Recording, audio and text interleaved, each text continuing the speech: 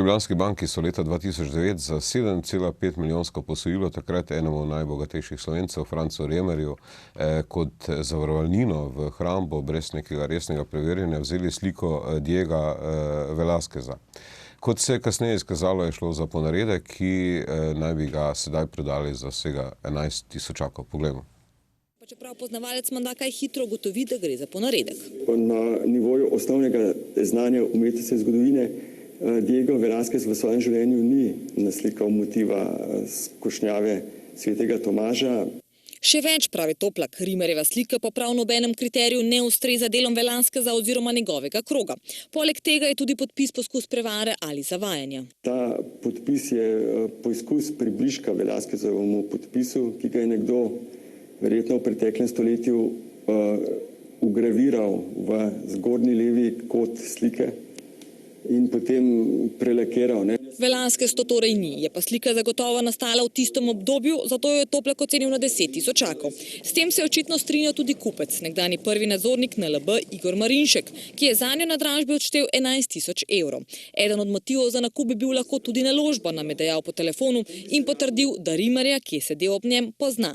A šele od leta 2011, prej ga nisem, poleg tega z odobritve njegovega kredita nadzorni svet ni imel nič, nam je zatrdil Marinšek. NLB pa, banka je sprožila vse potrebne postopke za zaščito svojih interesov. In še, danes se kaj takega ne more več zgoditi. Takrat pa se je, zato je v NLB tudi po zasegu in prodaji 2 Rimerjevih vil ostala skoraj 5 milijonska. Ponovno pozdravljam. Zdaj mogoče, Ivan, bi tebe vprašal, imaš kakšno sliko mogoče doma, ki bi jo lahko zastavil za kredit? Ne, nimam, ampak jaz nekaj drugega za razmišljam, ko sem to gledal. Kaj pa, če se ugotovi, da je original? To je res, ne. To bo pa potem dvojna. To sem danes, ko sem se pripravljal za to oddajo, so me nekateri opozorili na to. Potem bodo rekli, da je bil, zdaj bom rekel, kot Tino pravi, levi pa desni, ne.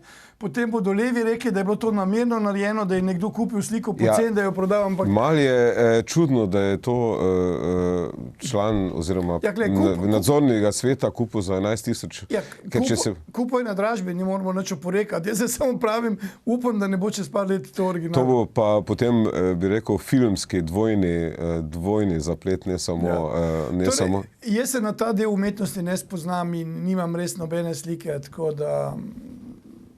Ne vem, jaz zaupam mojim dve roki, ki jih imam in glavi možganov in to je vse drugo, pa nikoli nisem, veliko strank pride k meni, me sprašuje o teh slikah, koliko so vredne in tako naprej, ampak to moraš biti res poznavalec tega ali pa riskirati, da neko zadevo kupiš. Je pa veliko ljudi, ki se s tem ukvarja, se na to spoznajo, vejo, koliko je vredno, kupijo po neki ceni, prodajo po drugi.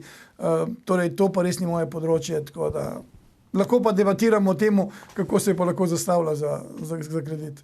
Zdaj, Tino, kaj praviš ti na to skušnjavo svetega Tomaža, v bistvu to sliko, ne? Mislim, ti si vendarle zgodovinar in malo tudi spremljaš, po mojem, z enim očesom umetnost, ne? Kaj, če se res v nadaljevanju pokaže, da je to res slika, ki je nastala v tistem obdobju in da je to slika Velázqueza in potem je bila najprv zastavljena za 7,5 milijona, potem pa kupljena za 11 tisoč evrov. No, jaz sicer nisem umetnostni zgodovinar in tudi nimam doma nobenega Velázqueza, ampak sem pa, ko bi rekel, toliko mi pa kmečka pamet pove, da je to, kar so naredili, da je škandalozno. Zato, ker če pogledamo, v Sloveniji imamo zelo, zelo malo svetovnih mojstrov. Nimamo nobenega Rembrandta ali pa Van Gogha ali kaj podobnega. Imamo mogoče kako grafiko od njih, ampak da imeli kar platno, in to je Velázquez. To ni, ko bi rekel, en umetnik s Trsta. Tudi če vemo, da je verjetno edino svetovno ime v Sloveniji, ki ga imamo, je Carpaccio, ki ga imamo v Kopru, to je verjetno največja dragocenost med platni v Sloveniji. Tako da, če je Carpaccio številka 1, je precej nenavadno, da se potem v nekem stanovanju v Slovenskih Konjicah najde kar Velázquez, pa Dalí, mislim, da in Rembrandt. Tako da to bi vsakemu, ki malce razmišlja s kmečko pametjo, oziroma ki je malce razgledan, bi mu morali vsi zvonci zazvoniti. Ne? Ampak to ni... Ne moreš imeti v Slovenskih Konjicah Bogatun ne more imeti Velázqueza za 8 milijonov. Ne gre, to je nemogoče. In zato je tudi ta cenilc, ki se mu zanimivo ni zgodilo nič. On je samo licenco izgubil, ampak tožilstvo je pa odstopilo od pregona. Kako je to mogoče, da eden tako na 15. državo oziroma državno banko in da se mu potem ne zgodi, jaz tega Ti res ne dopuščaš te možnosti, da je to, kar Ivan pravi, da je to pa vendarle Velázquez in da je to... Pravda, tudi jaz ne, ampak sem pač povedal, kaj bo, če bi se zgodilo. Dobro. Jaz predlagam, da pogledamo še eno drugo zgodbo povezano z Ljubljansko banko in to je... Če lahko samo še en stavek. Jaz mislim, da bi za to stvar imamo točna imena in priimke odgovornih, da so to naredili in ti ljudje bi morali odgovarjati. Tako bi moral odgovarjati cenilc, tako bi moral odgovarjati šef Nove Ljubljanske banke iz takratnega obdobja, ker za tako stvar je gotovo vedel in če ne bi moral objektivno odgovarjati in plačati. Mislim, da je bil Veselinovič, mislim, da je bil Draško Veselinovič. Mislim, da je to v Črni Gori se dogajalo, v bistvu ne v Sloveniji, v bistvu, da je to zgodba povezana s Črno Goro. Ampak poglejmo še ta drugi prispevek in sicer zaslišanje gospoda Plauštajnerja, kjer pravi, da ni znakov pranja denarja pri financiranju terorizma prek NLB-ja. Iranska družba Farok je preko iranske banke, za katero so takrat že veljali omejevalni ukrepi oziroma previdnost pri poslovanju, od konca leta 2008 preko naše največje banke opravila več kot 20.000 sumljivih nakazil. A naš urad za preprečevanje pranja denarja in financiranja terorizma je šele julija 2010 transakcije zaznal kot sumljive. Kako je možno, da v banki 20 mesecev pere denar, urad za preprečevanje pranja denarja, pa ničesar ne ve o tem? V tem primeru ni bilo ugotovljeno nobeno predhodno kaznivo dejanje. Do danes, se pravi od leta 2011, do danes nismo niti ene informacije, da bi bilo to povezano s pranjem denarja in financiranjem terorizma. Slovenski urad je namige, da bi lahko šlo za sumljive transakcije, dobil od francoskih in madžarskih kolegov in ne iz Nove Ljubljanske banke. Šele novembra, torej 4 mesece potem, ko so sami posle ocenili za sumljive in jih začeli spremljati, so podatke posredovali policiji. Medtem je iransko podjetje nemoteno opravljalo transakcije. 800 milijonov evrov, 9400 različnih računov, preko 20.000 transakcij. Na podlagi tega, na prvi pogled, gre za sumljivo transakcijo ali ne gre? Te sumi, ko vi govorite, utemeljeni in ne vem kakšni se niso izkazali. Veliko teh transakcij je povezanih, nakup zdravil, blaga. Bar Velaz za 45.000 evrov. Rašidi za 70.000 evrov.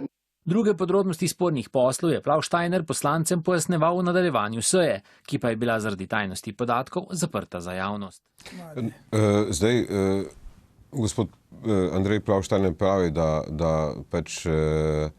da so za te sumljive transakcije, kot ste videli, izvedli šele leto 2010, to se pravi leto in pol oziroma 2 leti potem, in da ni znako, da bi šlo za pranje denarja in financiranje terorizma še do danes, ne turizma, terorizma. Zdaj mogoče, Ivan, kaj praviš ti na to? Če se Tino smeje zato, ker pravi, da je pranje denarja, ali zakaj? Ker jaz pravim, ne vem, da nekdo tako lahkoto govori o pranju denarja, da niti ne uporabi prej besedo sum pranja denarja, da pravi, da se je dalo za Rašide 70.000 za Rašide. Kaj pa, če je bilo za 20 kamionov Rašidov? To je, jaz pravim, nimam rad take razprave, nimam rad razprave brez argumentov. In če takrat so ugotovili, da ni nič, danes še ni nič, enkrat počakajmo, ko bo nekdo pravnomočno obsojen, takrat lahko govorimo. Ampak pri nas je vse, čim so večji zneski, se govori o pranju denarja. Pranje denarja je takrat, ki nek denar izvira nekega kaznivega dejanja, pa ga hočeš očistiti ali karkoli. Ne pa, da je vsako nakazilo, ki gre velikokrat čez, potem pa pogledamo, koliko transakcij je imela Ljubljanska banka vseh skupaj in koliko procentov so te transakcije. Tako da to mi vse bolj zgleda na neko politično obračunavanje, bolj na politično obračunavanje, kot pa da bom rekel neko kredibilno razpravo in govoriti, da je s tem denarjem bilo plačano to, pa to, pa to. Ne, jaz se s tem ne strinjam. Bo pa v bistvu o tem bo, če smo prav seznanjeni, bo parlamentarna komisija seveda to proučevala, ampak Tino... Parlamentarna komisija bo to razpravljala do zaključka, bom rekel, svojega mandata. Potem pa o tem ne razpravlja nihče več.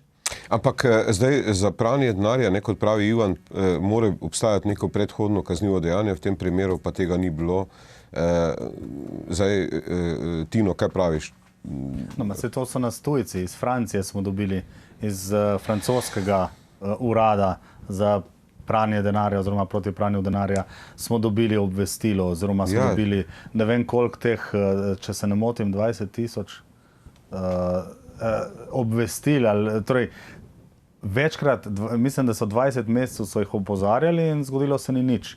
In zneski so izjemno visoki, tukaj gre za 700 milijonov, to je, kar pomeni, da so tudi provizije zelo visoke in ta stvar, jaz mislim, da ni šla mimo vednosti takratne vlade. Tako da takrat ni bil samo Kramar, ki je verjetno nekaj dobil od tega denarja, ampak tudi vladniki.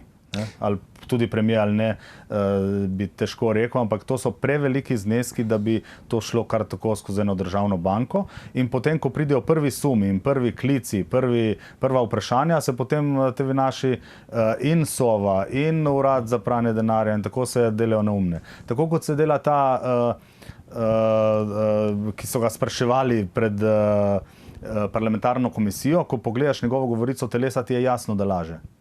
Ja, ampak tega človeka je imenovala v bistvu Janševa vlada, takrat. Jaz nisem rekel, kjera vlada je bila in zakaj in kako. Jaz pravim, da je to tako smrdi po korupciji in še prišlo je od zunaj. Če so zunaj opazili korupcijo, pol je še toliko bolj... Tino, jaz ne bi tako obtoževal, dokler ne vidimo.